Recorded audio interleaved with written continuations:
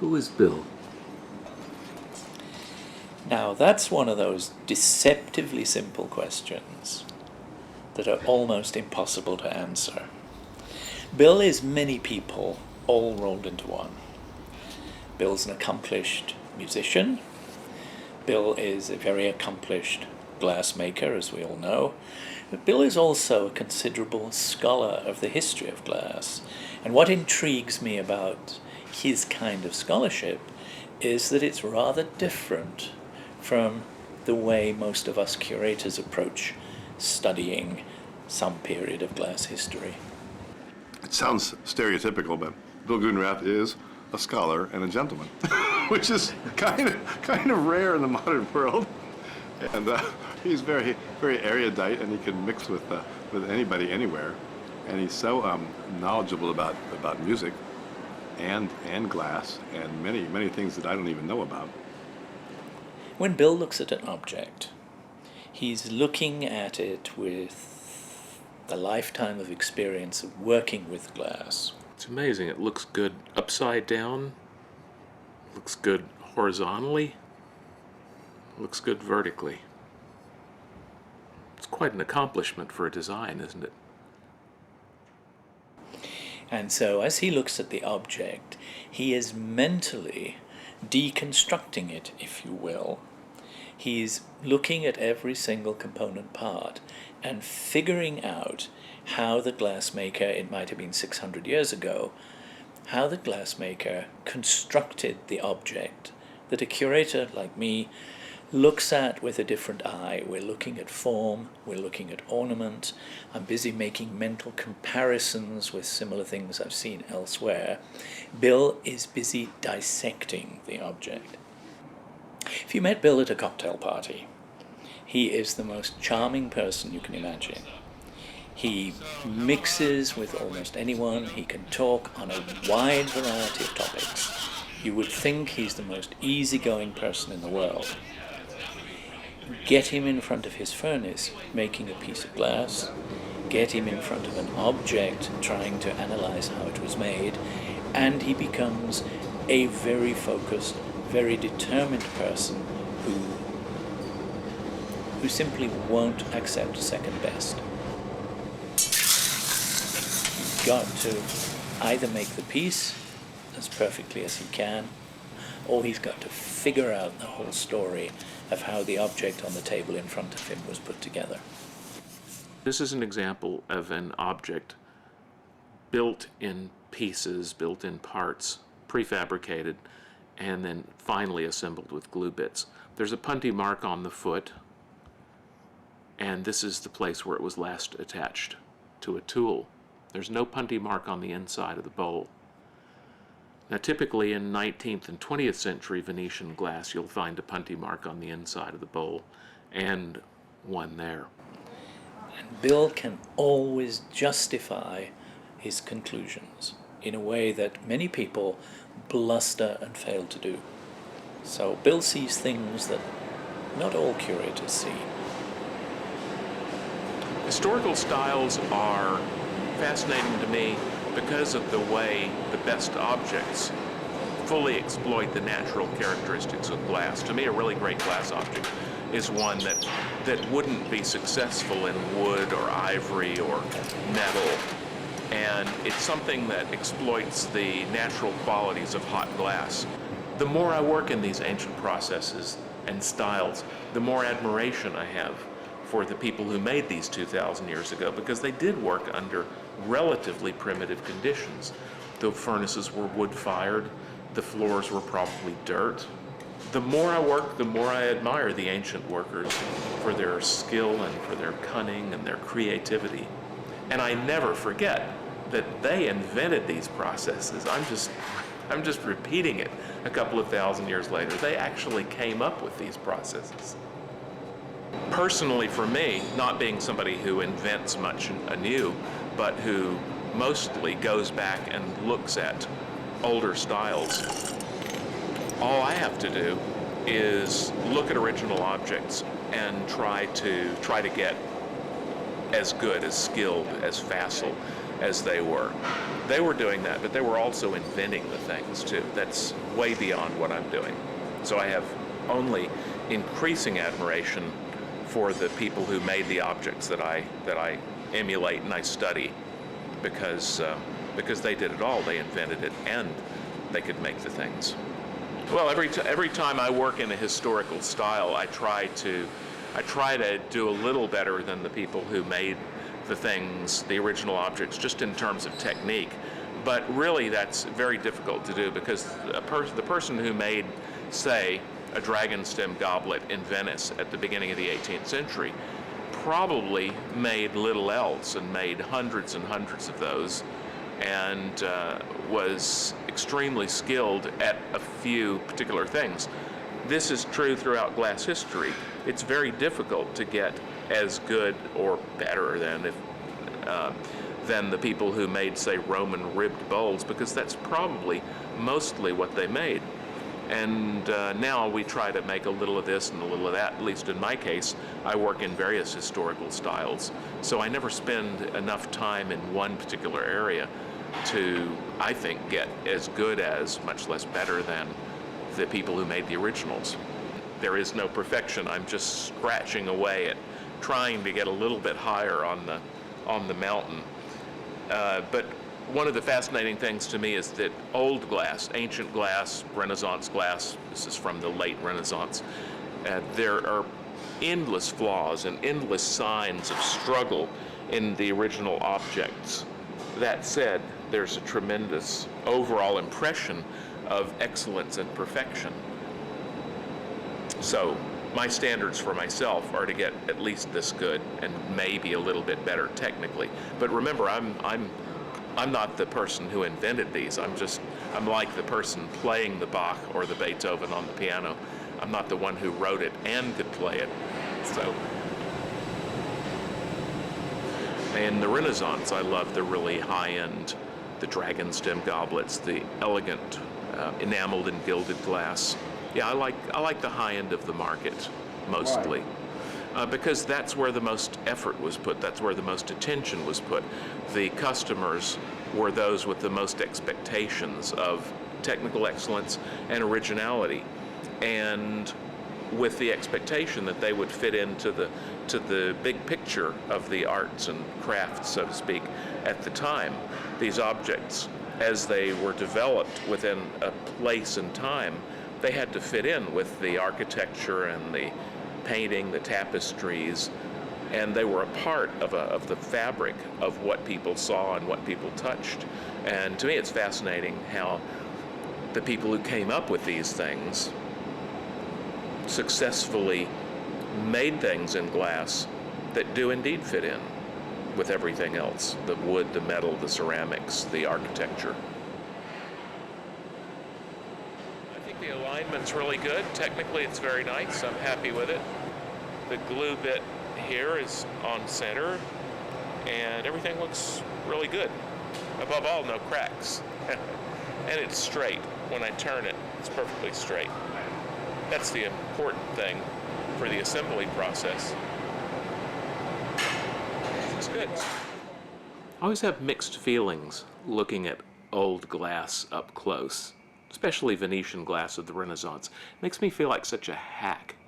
I mean, however my skill is, however high my skill is, it's a good few notches below the skill of whoever made this. And this fellow was working at a wood-fired furnace without electric lights. There was probably a good breeze blowing through the room.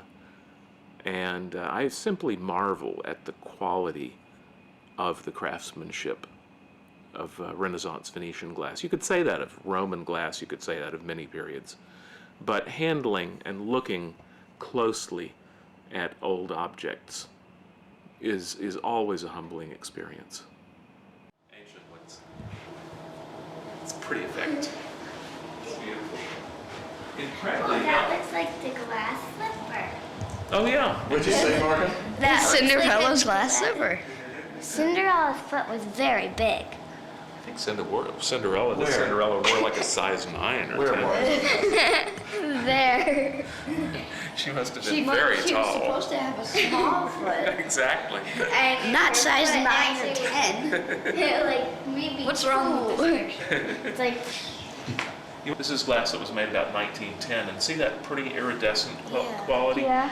Well, those were achieved by spraying a chemical on the glass just before it was put in that cooling oven. When the glass is still on the punty and it's really, really, really hot, they spray a chemical on it and then reheat it, and it makes these iridescent qualities. that looks really nice. Isn't that gorgeous? Isn't that beautiful? Well, they were imitating old glass, like 2,000-year-old glass that has been buried in the ground for thousands of years, and it gets that same effect, but by being buried in soil. And later this afternoon, we'll go in and see some of the ancient pieces and see how their iridescence, the old iridescence, is even prettier. Is this plan? Same thing. This is iridescence, but it's put on it's sprayed on a blue glass. That was sprayed on a silvery glass. There are a lot of different chemicals you can spray on glass when it's hot and get this iridescent effect. That's cool. It looks like a spring all the way around. Yeah, that's, you know what, we're going to do that. On the pieces you're going to make, what I call Roman bottles, we're going to do that thread. Cool. We're going to do that thread. It'll be a little bit bigger thread than that. When you make little bitty teeny threads like that, they break off real easily. And if you look at this, if you look over on this side, you'll see that the thread is broken off there. Oh, yeah. The Roman- They had to start over. They had to start over, and even when they finished it, it broke off. So we'll make our threads a little bit bigger so they'll stay. That's it. Now what we're going to do is this. I'm going to bring you from the front on the end of this metal rod, I'm going to bring you a bit of glass. And you're going to hold this rod with the tweezers. Hold the rod with the tweezers, that's it. And you're going to guide it. And I'm going to turn this, and as I turn it, you thread the glass on, okay? Ready? Make the spiral thread down the neck, kind of like that red thread. So I just, You just hold the rod and guide it wherever you want. Okay. The idea is to thread it down the side of the piece. okay, so I just sort of go back and forth. Let me show you. I'll help you start. Okay, grab it. Now touch it on. That's it. Now you just move it as you wish. Cool. You can keep it moving down this way. That's it. Now suddenly we have to move it away to break it off. That's cool. Is I'm going to break this piece off into this little oven. I'm going to break it off into here.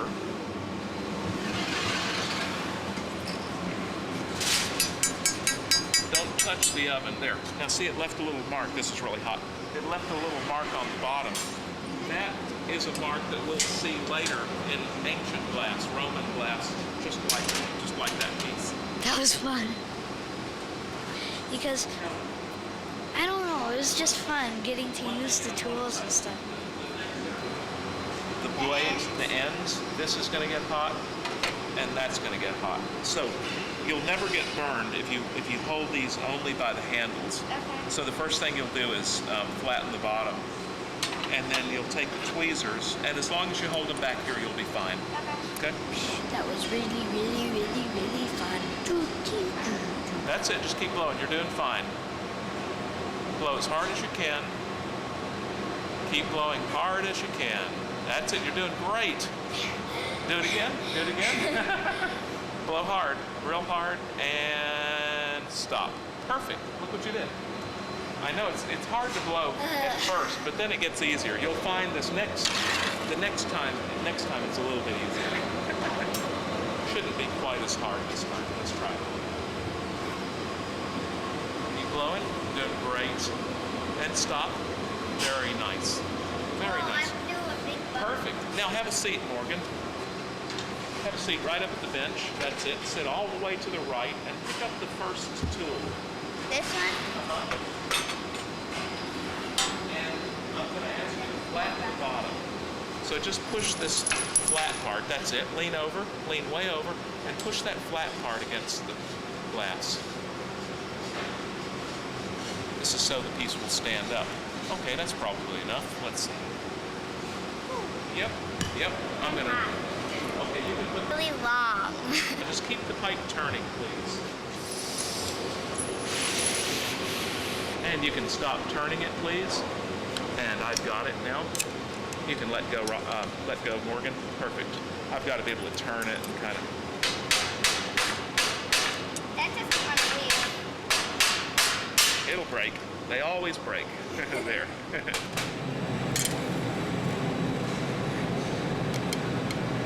Now, unfortunately, this has a chunk of maybe undissolved copper in it, maybe a little chunk of iron. At any rate, the bowl is absolutely worthless. You can see it from the inside right there. Right there. So this belongs in the, what we call the water annealer. Here we go.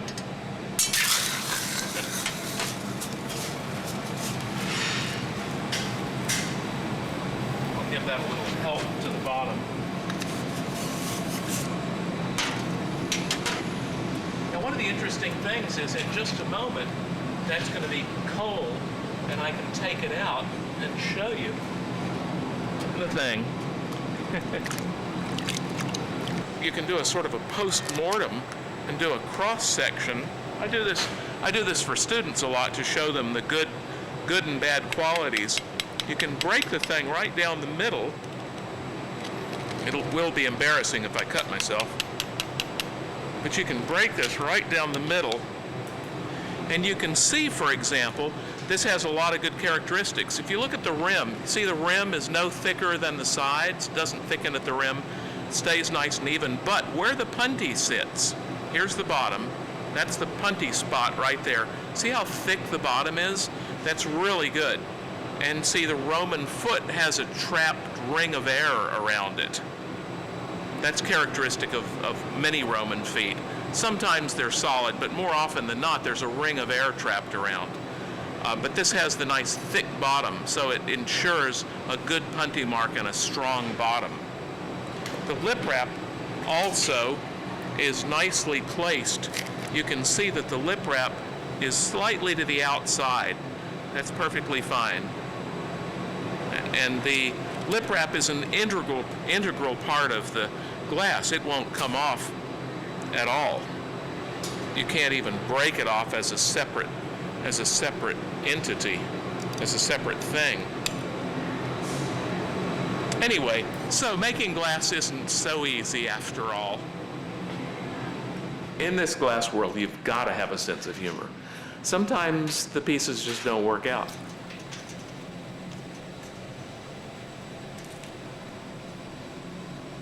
Well, I had a class with Bill. I took a class with Bill because I wanted to learn how to teach, because I saw Bill teaching, and I realized that he had the right process, the right method, the right way to explain to students, and I absorbed as much as I could, and then I tried to transfer everything that I did to my classes. So when he teaches, the interesting thing that I found in his way of teaching, he teaches from step A to step Z, and he carries you like by hand, like if you were a young child. But most of all, what I really like about his way of teaching is that he explained to me and to the rest of the class why you have to do certain things, and why you have to go farther into the glory hole, why you have to angle the glass in a certain way, why you have to, because he went through on his own, he discovered on his own all those different processes. And it's funny that I had to come to the United States to learn how to do certain things that in Murano they refused to explain to me because they were afraid there was a competition to them. And I came here and Bill taught me all those things that then I applied to my trade. But most of all is because I really wanted to learn how to teach the way that Bill teaches. Well, when we were doing something in your little place, you had something like that on the cup thingy, and you opened it up. Oh, right.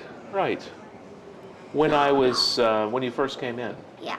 Yes, right. Well, that's the shape I have just before I spin glass to make it become a platter. Let's see. Here's a cake platter. Here's a 17th century cake platter. Did you do that? No, I didn't do that. These are 17th? all pieces done in the 16th and 15th, 16th and 17th centuries. You're not that old. I'm not that old. No. That thanks to Bill and Amy actually, I was able to come and teach at the studio and learn the right way to teach, and my career took off because I got to be known through the Studio Corny, and the Studio Corny is basically a creature that comes directly from the hands of Bill. He always wanted to do that, and thanks to him, and without them, I wouldn't be here and wouldn't be what I am in the United States and in the rest of the world, basically. But it's true because every time that I come back here, I try to find a little time to go and see Bill working, because every time I see Bill working, I always learn new things that I apply to my trade. Not only because I watch, but also because he explains it to me. Like the one that he showed us earlier, the chain and scroll, no? And he explained to me step by step, and then it's funny. Then I apply it on my work. And because I was doing differently, I was find some difficulties, and Bill told me, no, this is the way you should do it, and it worked out. So Never stop learning. no. Ah. Okay. Can I see?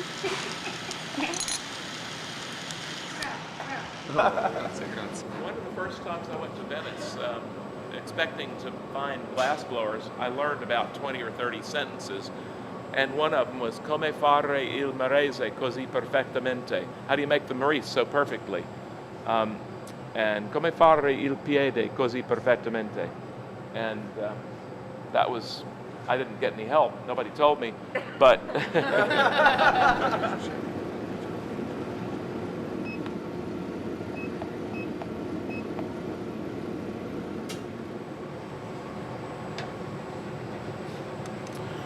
I teach a fair amount. I teach each year, maybe 6 weeks or so. And I love teaching. I also really enjoy helping other people develop their skills. Would it be possible for me to try to incorporate, like, just, get maybe 3 or 4 nice chunks of whatever color, twist it up, and get a small gather over that and actually blow that out? Sure, in if you want the to same try it. style? If you want to try it, sure. That's pretty even considering all this stuff blows out at the uneven rate. That's Very what I nice. figured. I never thought I'd be able to get it that even that close. white and blue, Let me grab something, because this is lethal. You know, immediately knock the scary stuff off of a punty, so that so nobody cuts the tip of their finger off. All you have to do is just knock the sharpest part off. That's beautiful. That's really nice. Thank you, Bill. Excellent. Now armor that glass off. Don't touch it till you got glass off the end. Now touch it and go. Come up? Yep. I've never come across anything that Bill does badly. And one of the many things he does extraordinarily well is he is a natural teacher. He makes things look easy, he coaches people, he is a consummate teacher, and I think it comes entirely naturally. Now, start the neck, trim the tail where it's thick. See where it's thick? Do that. So you have a nice button for the punty to sit on. I love glass blowing, and it's perfectly natural when you're in that condition to want to share that with other people. One of the things that I get out of teaching is I get a deeper understanding of the processes that I do that have become second nature. Okay, it's not too late. You've got some air in it. Thank you. You have air. Nice. Looks good. Because I have to communicate these to other people, I have to make them resurface to the conscious level, and I have to be able to explain them. So teaching enhances me as an artist and as a craftsperson. The thick glass, so if you just keep pulling, you'll be pulling out thick glass. And that makes them more secure for me. If I both understand what I can do and do it naturally, I'm in a much better place than if I just empirically develop the ability gradually and get good at it. I have not had one of those pop off the punty for years. Glass is a slave ship. I mean, to get molten glass in the furnace today even is a huge chore. But to try to imagine having it on hand before electric power, before blowers, it's just unbelievable. I mean, before the invention of blowing in Rome 2,000 years ago opened things up because it's very expedient to make a bottle by blowing compared to machining a solid chunk or core forming or any other of the methods that were used beforehand. It's an intense primal experience. It's something that humans have been doing for thousands and thousands of years. It's up there with hunting animals. It's so basic to what we are, to be able to transform materials. Before, what year was it, about 1714, somewhere in there, before 1714 in England they burned wood. And it took a boatload of wood to make a little bit of glass. And King James made it illegal to burn wood for the glass industry because he knew they had to build ships. Because the history of the world was that the Portuguese got wealthy through their trading ships, and then the Spanish got wealthy through their trading ships, and the Venetians got wealthy through their trading ships, and he had great foresight to think, well, we should really build some ships. And if the ding-dang glassblowers had burned up all the wood on that little island, then they wouldn't have any lumber for the ships. So in ancient days, there would be a large cone-shaped structure of masonry, and the fire would be kind of in the bottom there generally, and there'd be a separate chamber of the fire underneath where the glass was, and the floor where the glass workers were, and the rising heat, the rising flue gases and things made a suction and controlled the air that went to the fires through grates that were under the ground. And so you're actually using the hot air rising to power the fire. And I have no idea how all this stuff worked, but it must have really been something. I mean, it's a slave ship. There would have been many people involved in the operation for everybody who was handling glass. Horrendous grunt work. I think there's a different mindset at work. We're used to computer-controlled furnaces. We're used to precise ranges of temperatures for annealing things. I think the medieval glassmaker approached the business of being successful making an object in an entirely different way. I spent a lot of time studying a manuscript written in the 1500s by a man named Piccolpasso. And he's full of all kinds of tips that we would regard as incredibly primitive, but he knew exactly how to do it. And talking about furnace temperatures, for instance, in furnaces and kilns constructed out of brick, and he said, you know when you've hit the appropriate temperature when the lime mortar holding the bricks together begins to melt.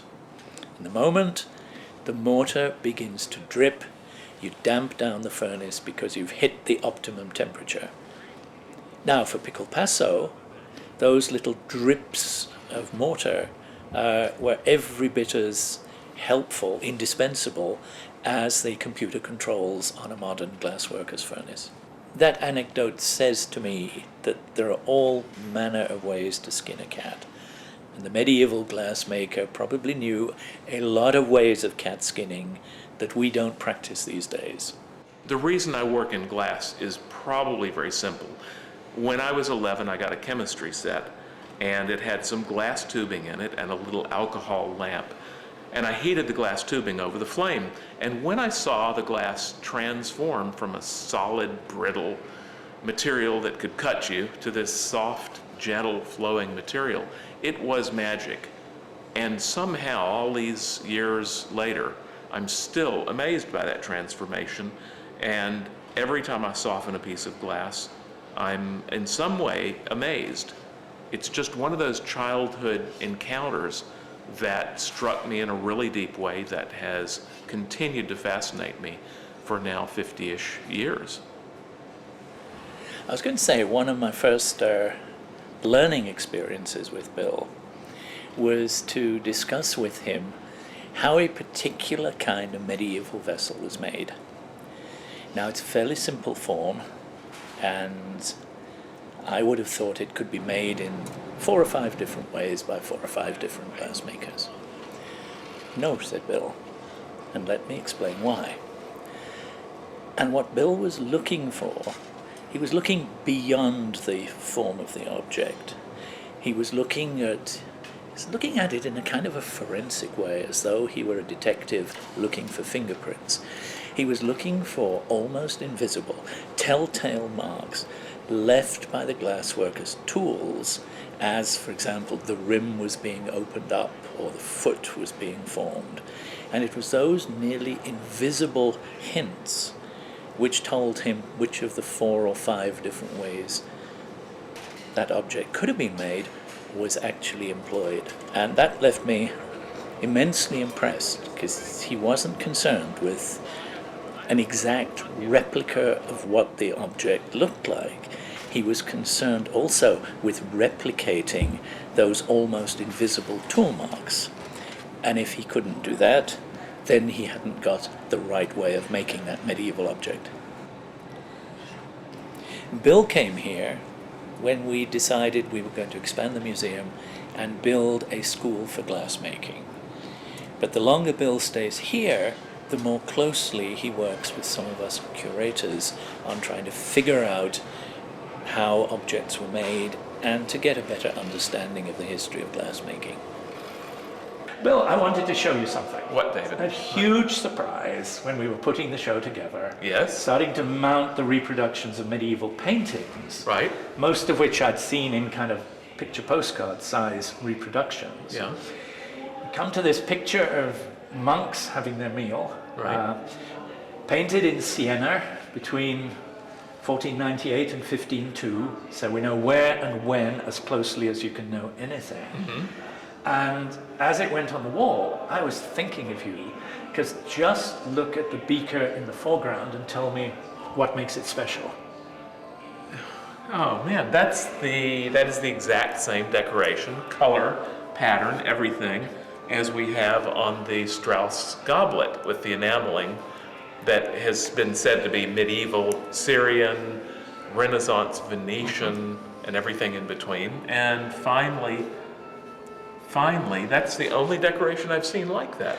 It's the only decoration I've seen like that. And the good news is, I wouldn't have thought it was special had you and I and Florian not been looking at that object. I see. You know, barely 10 days or see. 2 weeks before, and this went up on the wall, and I thought, what is that? And look, it's not just on the beaker. No, it's on not. the carafes. On the carafe, on at least one other beaker. Right. I think it's on 2 of the 3 carafes. Unbelievable. Yeah. This is an amazing case of serendipity. Florian and I have been concentrating on these enameled objects, these goblets, like the one you saw. In the last couple of weeks, I've really begun to pay attention to them. And David, when did this painting go up on the wall? When did this reproduction of the painting go up on the wall?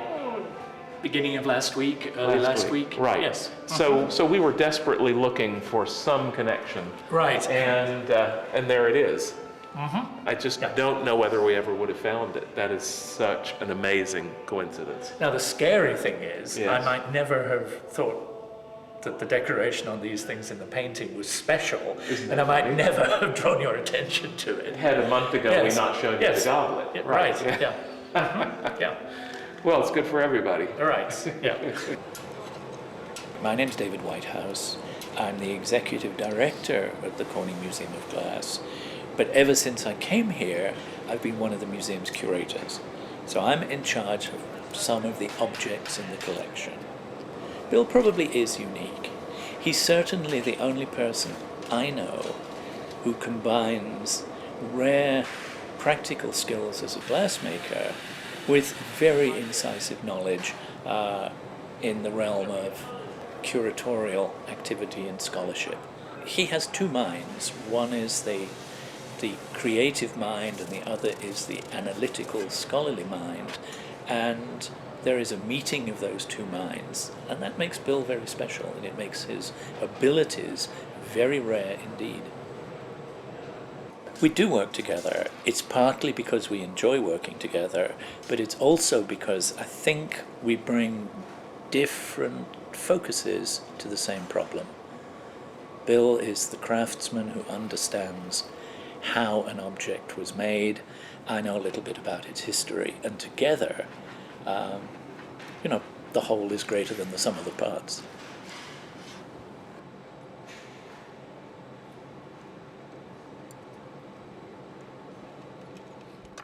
One of the things that's fascinated me for now about 25 years is bit work, specifically bit work from the Venetian Renaissance.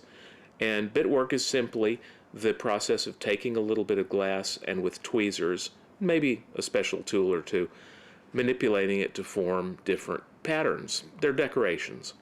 This is a typical ornament from 17th century Dutch glass, Venetian style glass made in the Low Countries.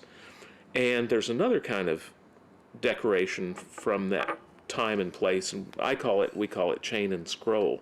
Here's an example that I bought about 25 years ago, and it took me years and years and years to figure out how to do this. So I tried every which way, every possible combination. Not flame working, because I never thought it was flame worked, but I tried every permutation I could think of. And I have these things, some of them 10 years old. From 10 years ago, I kept them. I kept examples, and they're horrible beyond belief. But eventually, and on New Year's Eve, 2009, 3 o'clock in the afternoon, I solved this. He was so excited when he found this out. He's like, oh, I got to show you this. I was having my workshop last February. He goes, oh. So here I got 2 symmetrical type 3s. But I messed up the goblet. The foot broke when I knocked it off the punty. This never happens to me. I'm just so nervous when I do this. When I do it, I can't believe I've succeeded. And I start shaking practically. So something goes wrong. Here I can't do it symmetrically. Here I mess up. Here I mess up the goblet. It's just so funny. A dear friend of mine is Johnny Toso, who moved to this country about 26 or 7 years ago. I went to his wedding 26 years ago. Anyway, Johnny shared our studio in New York for the winter of, I think it was about, 85 or 6. And Johnny would walk over and watch me and say little helpful things here and there. One time I was marvering, and Johnny leaned up right in my face and he said, "Bill, it's amazing you blow the glass so well, considering how badly you marver."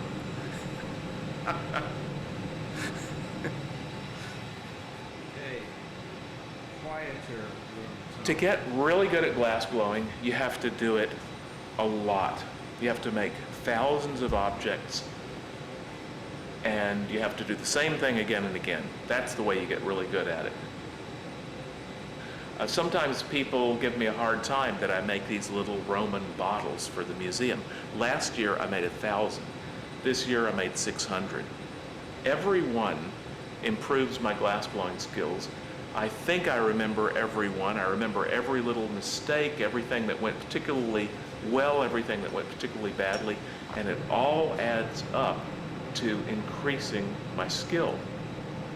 I actually like making them immensely. I normally listen to music. I have headphones on when I'm making these.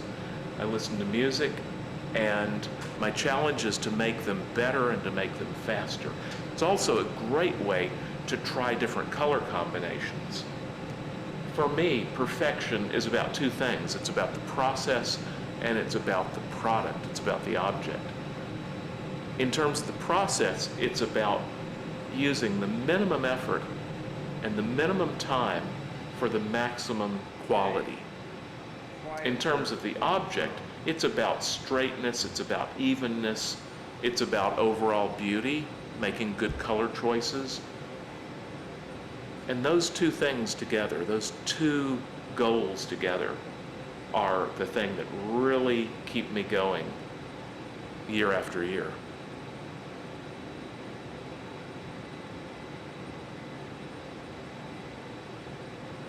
It's an exercise, making these by the hundreds year after year. It's an exercise in creeping one little step at a time, closer and closer to perfection.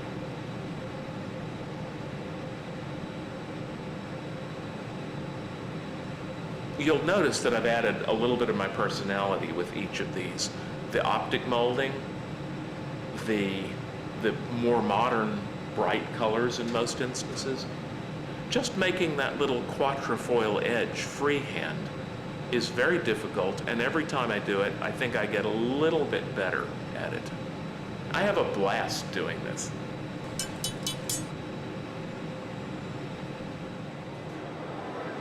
I work solo because I like to have control over everything. Solo working is also a lot of fun. I can do it at 2 in the morning, or if I want to start at 5, if it's going to be a really hot day. Whereas if I'm dependent on an assistant, well, you get the picture. Also, it does give me ultimate control over everything. A lot of working solo is about planning and choreography. You have to have the tools in the right place at the right time, and also use the same steps for every process. For example, if I'm making a blown foot, I do the same routine. My feet are in the same place, my hands are in the same place every time I do it, so that those variables that aren't so under my control won't trip me up. Another reason for working solo, it's consistent with my hard is good theory, the idea that if something's really hard, it's more interesting and it's more challenging. So it's consistent with my idea that I really enjoy processes that are very difficult.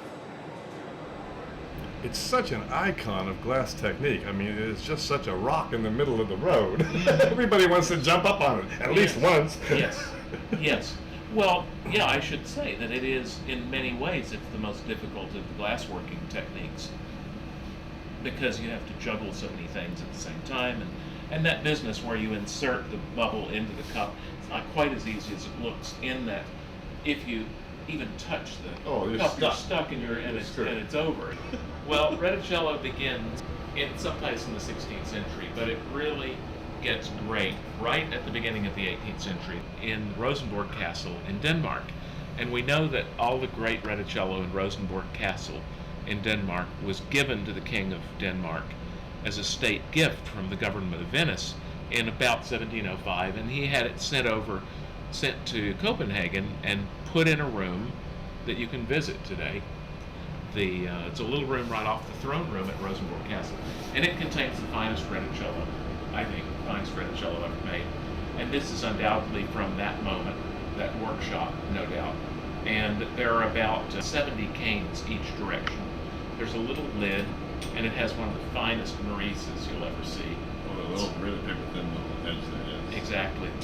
And you'll notice that the color, the white, is about, 10% of the width of the cane. Yeah. And Reticello means little net. So we've been trying to experiment. A number of years ago, I had the idea of warp drive Reticello, which is a very smooth gradient of coloration from, say, a high yellow pivot going in both ways, radiating out to oranger and maybe ending up at red and then going back again. And we did that as a proof of mechanical concept, and we made these rather stiff forms, and it works. Well, we're gonna pull all these canes and try a softer sort of a form. Also, the colors are going to be a little different. We're going from a very high yellowy chartreuse to just barely orange. So it'll be very high key. So this is kind of proof of mechanical concept to see if we could do this in this kind of a color scheme, and it can be done. These tiny bubbles result at the intersections where the two textures of the cane cups match and meet, come together. Now, those are pretty nice bubbles, square bubbles. We're using these oranges and yellows for this Reticello experiment because they have a consistency that enables them to hold up and remain vibrant in the cane work.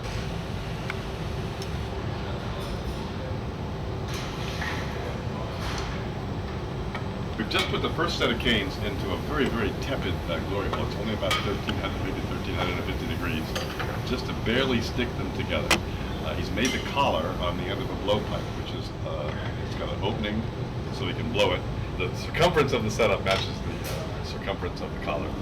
And when they're stuck together, just barely stuck together, we'll pull that out and it will roll that up and make a tube of these tiny little sticks.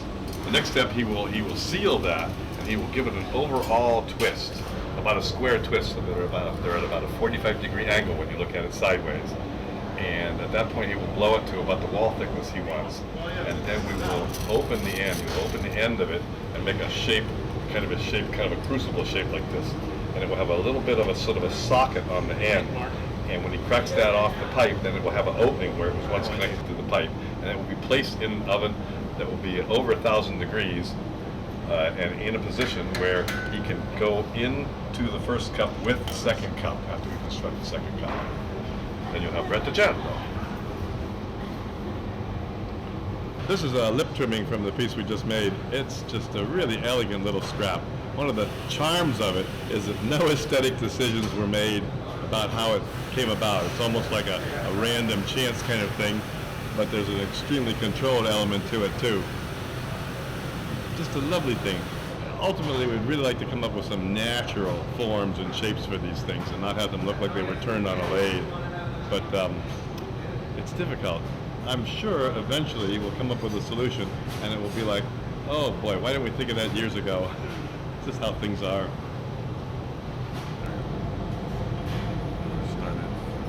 Now that I've finished the cup, it's time to begin the inner bubble.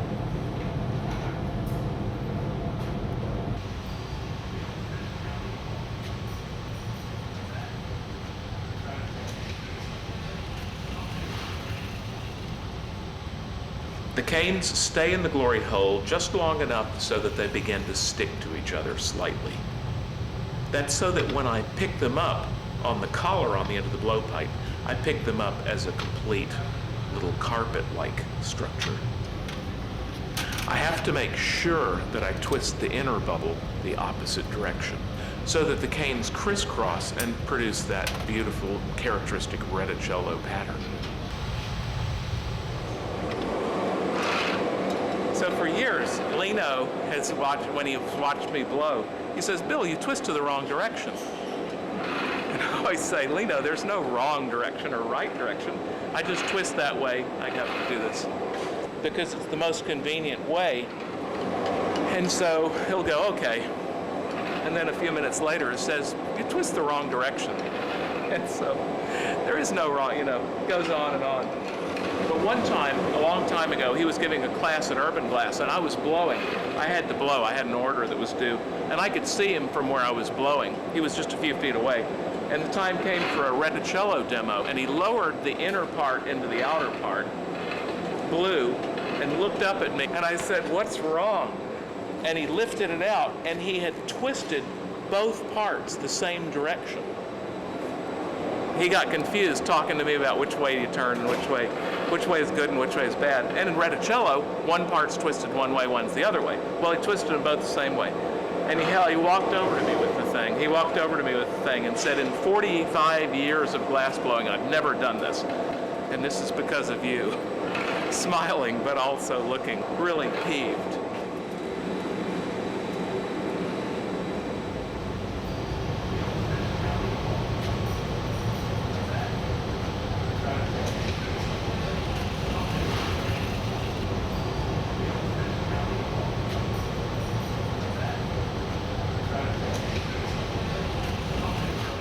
What did you say? I said it's like driving around in small towns in France, where the roads, the streets are like a foot wider on either side than the car.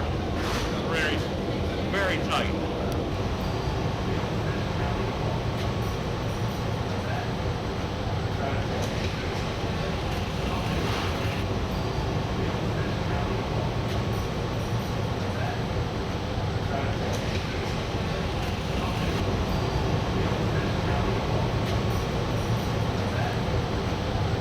In the fall of 1983, I went to Murano looking for this legendary maestro named Carlo Tosi.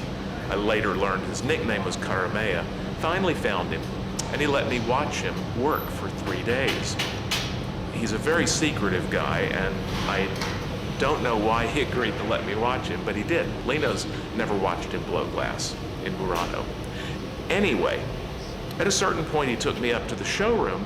We looked around on the shelves with lots of goblets and bowls and vases and various things. And there was just a teeny bit of Reticello. There were maybe 10 pieces out of 200 or 300. And I said, Maestro, perché non più Reticello? Why not more Reticello? And he gave me this dismissive gesture and look, and he said, troppo lavoro, which means too much work.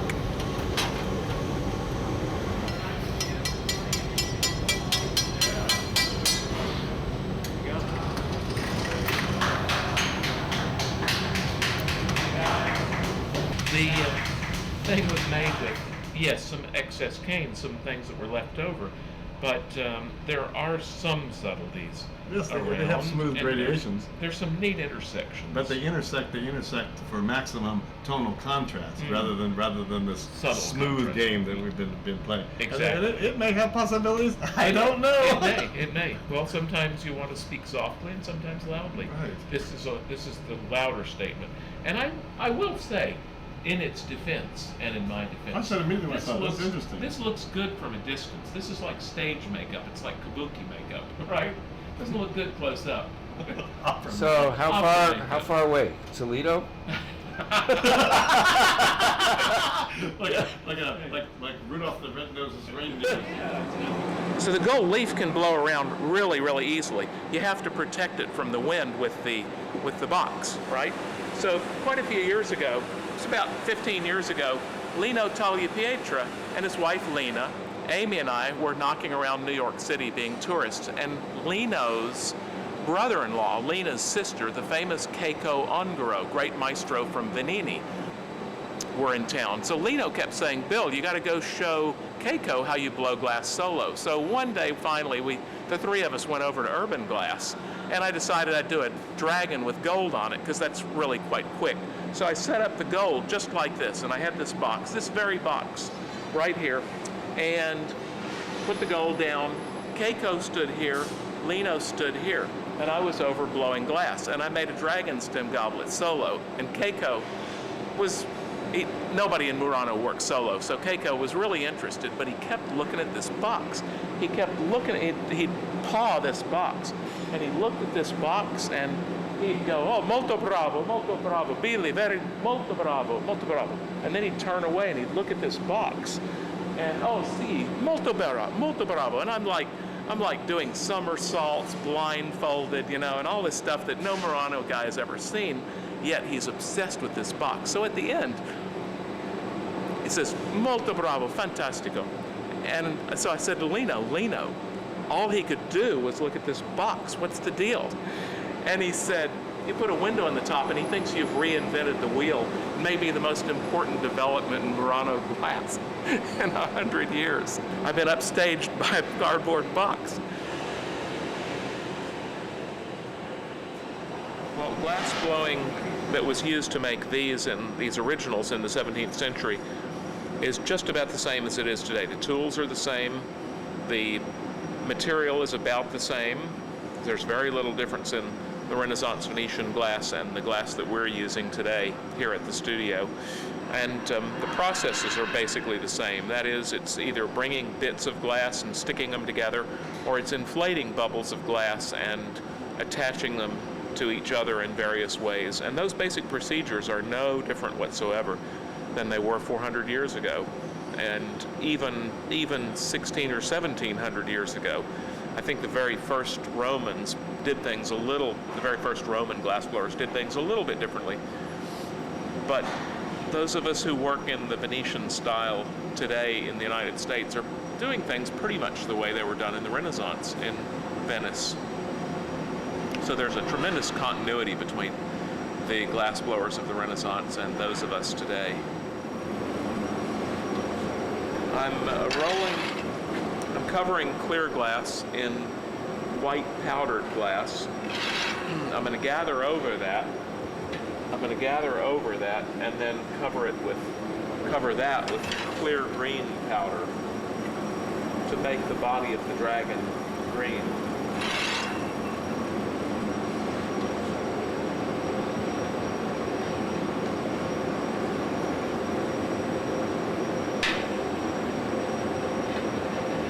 I have to let this cool off quite a bit, and then I'll gather clear on top of it.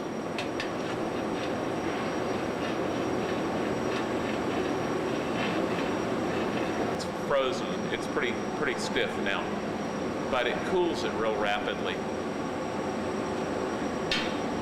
It's like blowing air on it with an air gun, but it's much quieter. Now I'm going to gather clear on top of this.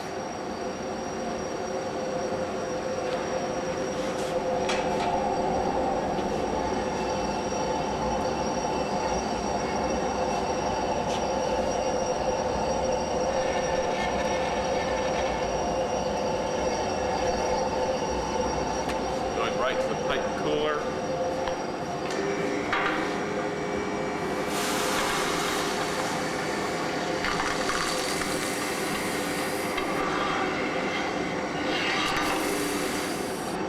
Pull a little of this clear off. It's a little bit too heavy a coating. Pull this off, and now roll it in green powder. And I'll be back and do that again.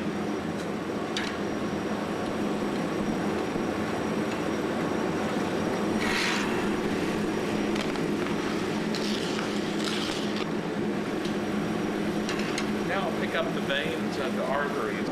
That's one set on one side and another set on the other side. Now I melt those in thoroughly. Go to the bench for a second and to make sure these are close together.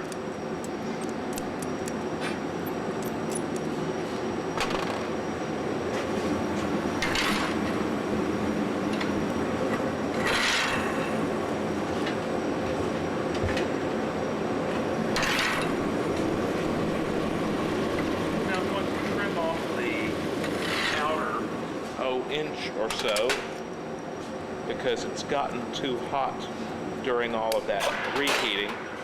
And I just cut it off. Next I go into the optic mold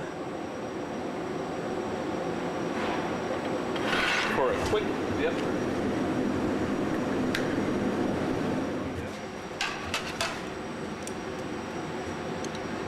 I pull this out.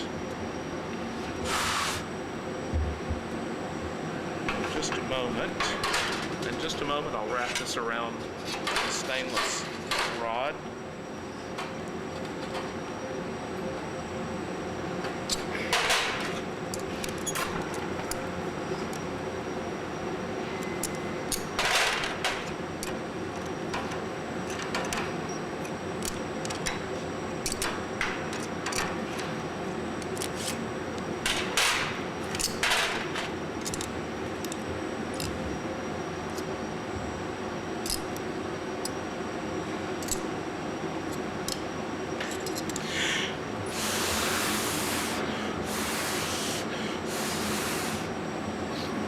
Reheat.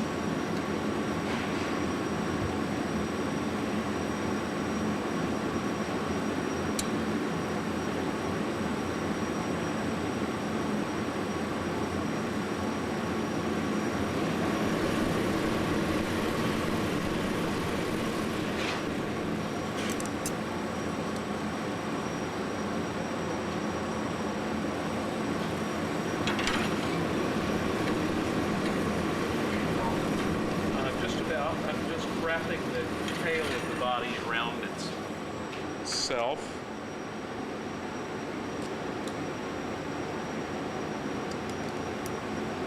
There we go. Now I'm going to heat it up and straighten it out so that everything is nicely aligned.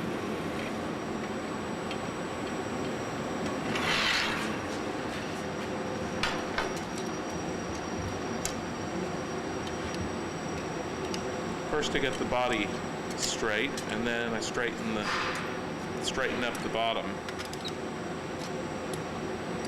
This helps when I put the parts together to make it nice, all on one axis. All the parts nicely aligned on one axis.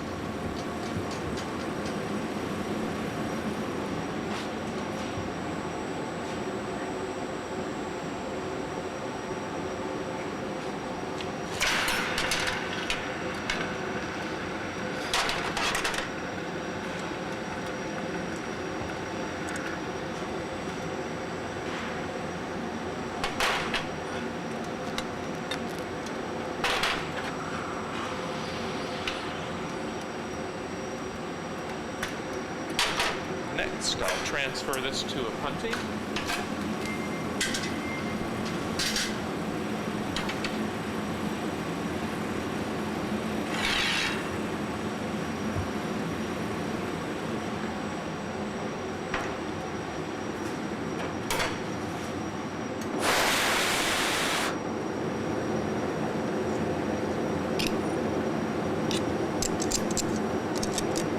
Squeeze it and tap, and it breaks right off. And I twist the body further and elongate it, thin it. I'll reheat and do that again. The body, do that by holding it and pulling as I twist. There we go. Now I'll trim this excess off. The diamond shears, then the straight shears.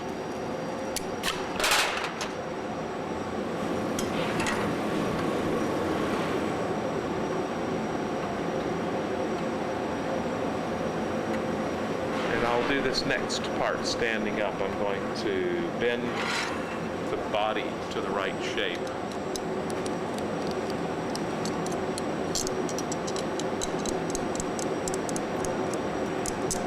I keep moving around so it doesn't scar it in any one place. Next, the face. Glass mount.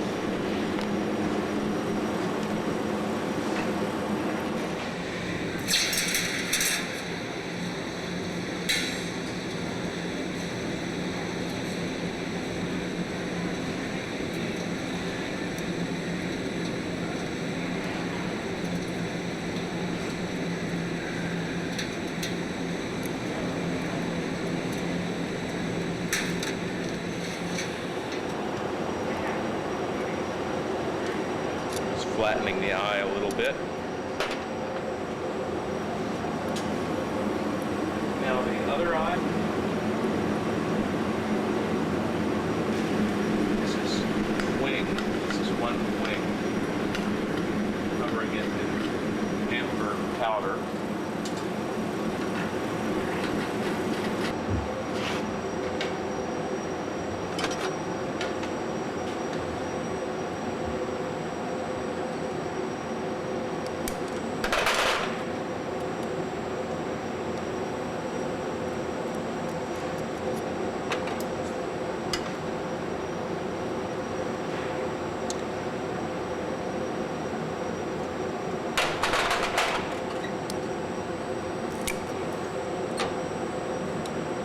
First time I worked in it with a camera in that position, it was live TV in New York, and it was approximately 7 million people on the other side of the lens.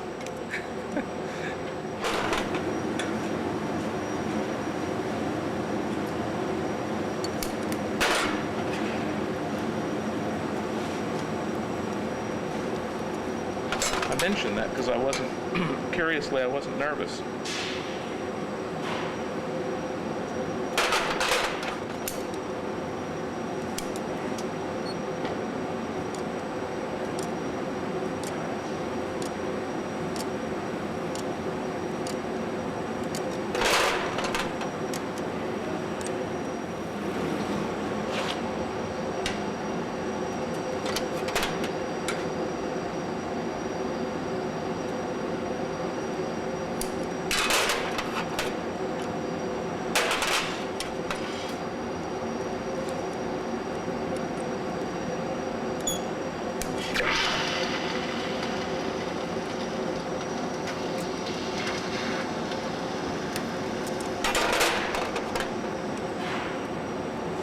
So I'll put this on and pick up the top.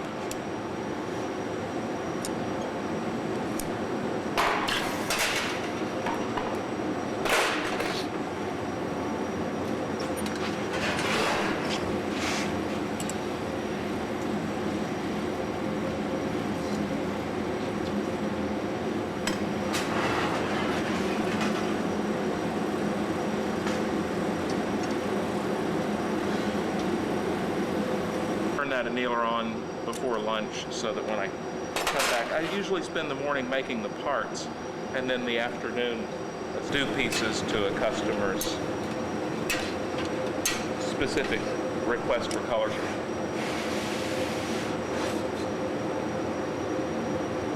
Because in the past when I did that, they'd be bad combinations, and then I'd make the piece, they wouldn't like them, and I'd have ugly, sort of useless pieces.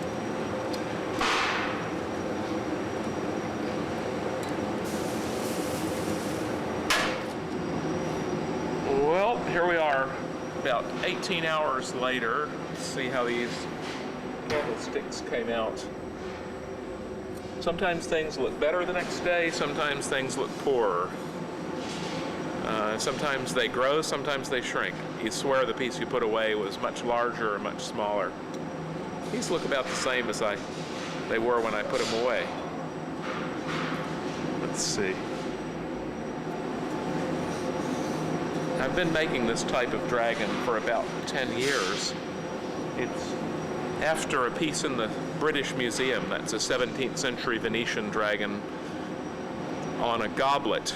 And it's my particular favorite type, this coiled type. It took me a few years to figure out how to make it. I don't know of anyone back then in Venice who was making this type of dragon.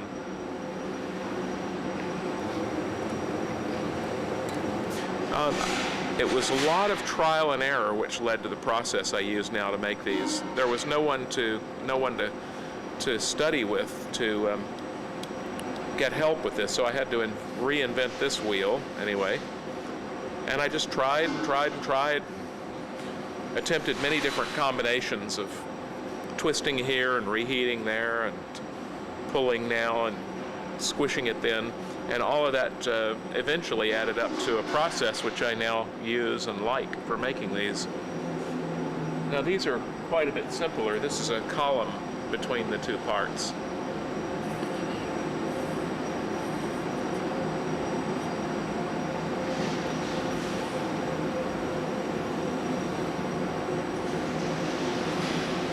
It's hard to align those nicely. That's just as I would want it. Just like I like it. I can't do any better than that.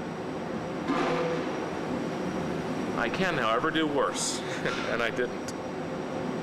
It's hard to keep all these on one axis. Good. Well, that was a good day.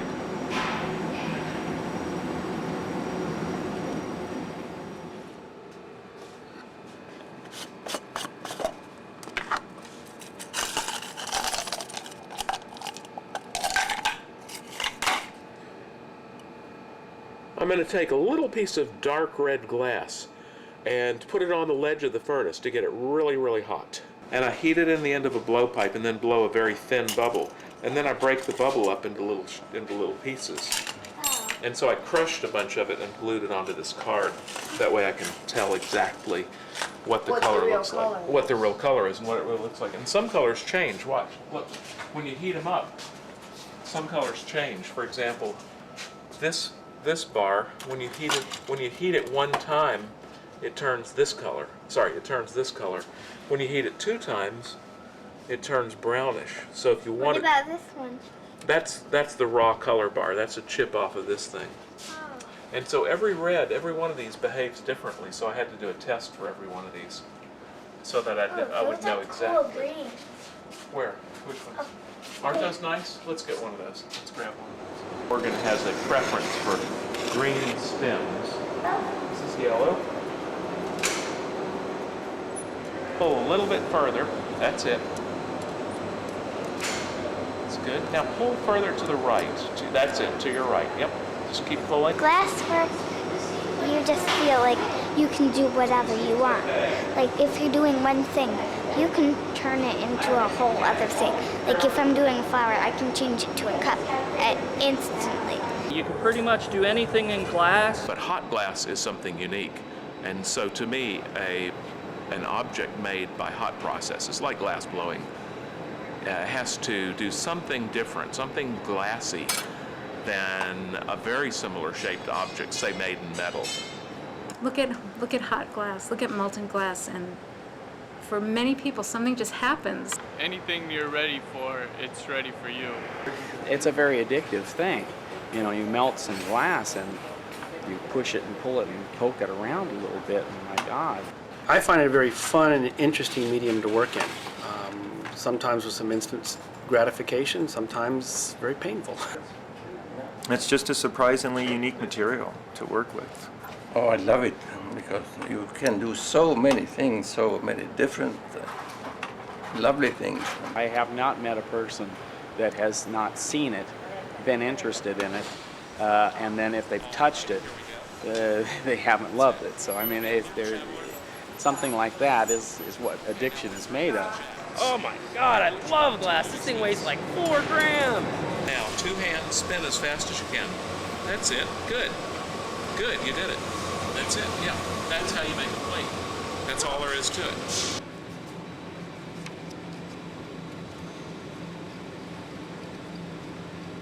In Murano, the glass isle of Venice, there are various kinds of maestros. There's the paperweight maestro, there's the clown maestro. These are glassblowers who specialize in things. And there is a hierarchy. And at the top of that hierarchy, there is the maestro per bicchiere for goblets, who works a misura, that is, to measurements. And that's the top of the heap.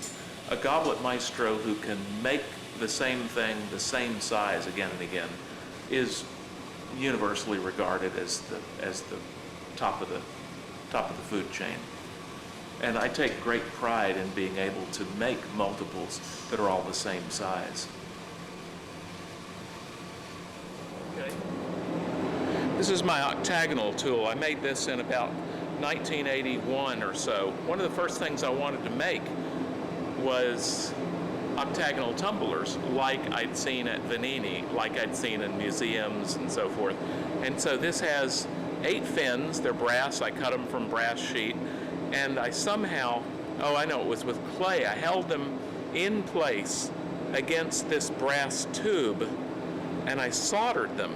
So if this gets above, I don't know what it is, 800 Fahrenheit or so, these fins will all just fall off. At any rate, it's a wonderful tool. It does the magical transformation of turning a round object into a hexagonal object in about 1 second. It's a pretty amazing tool. There it is. If that's not magic, I don't know what is. And to the annealer.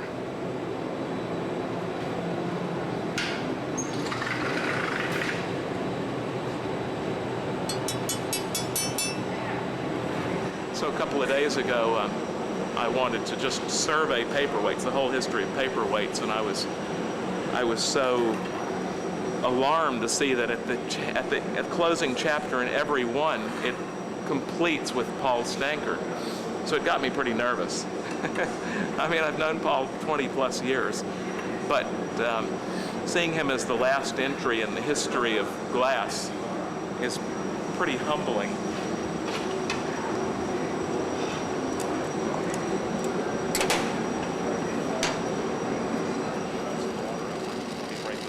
Tell me when you're ready. All right. You ready? Yep.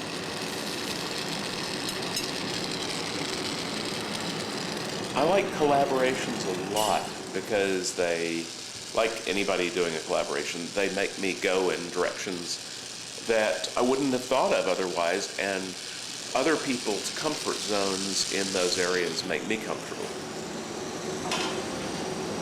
Whereas I wouldn't dare set foot in certain areas. Okay. I didn't know you were going to let go. Without the help of a Mark Matthews or a Paul Stanker. I didn't know you were going to let go. What's he doing? Oh, yeah, the tweezers on it. Paul now I have to get rid of this. Enabled me to come up with some forms that I never work in, and he also encouraged me to do procedures that I'd never done. Make sure that's dead centered. I'm not used to it. It's a source of endless fascination. Yes. Yeah, this stuff that'll cut you and drop on the floor and break and shatter, get soft like this. It's kind of unbelievable. So workable. The idea that if you don't rotate the glass, it'll drop.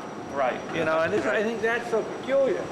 You know, you have to constantly we're constantly aware of the gravitational pull. Mm-hmm. It has its own demands. Yes. That are so unusual. don't think unique is overstating it. Glass is very technologically rich. And I get the biggest kick out of knowing glass is this 5,000-year-old material of the future. I think that's enough. Yep, that's a nice pickup. That's wonderful, Bill. On an everyday basis, we act like it's just another material, and it's wildly different from anything else. Yeah. Nice touch, Bill. Nice touch. Thank you, Paul. Come in and touch the outside and be done. It's a nice beginning. Nice beginning. You know, I got to tell you, William, you have good hands. You're good. Thanks, Paul. I mean, your hands are legendary. As soon as I stopped shaking yesterday morning, I think we started having some good work. Yeah.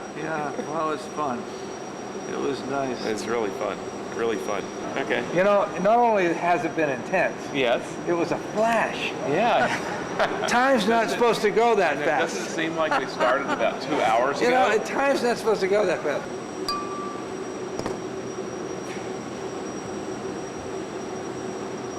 Thank you very much, Mr. Gudenrath. Thank you, Mr. Gudenrath.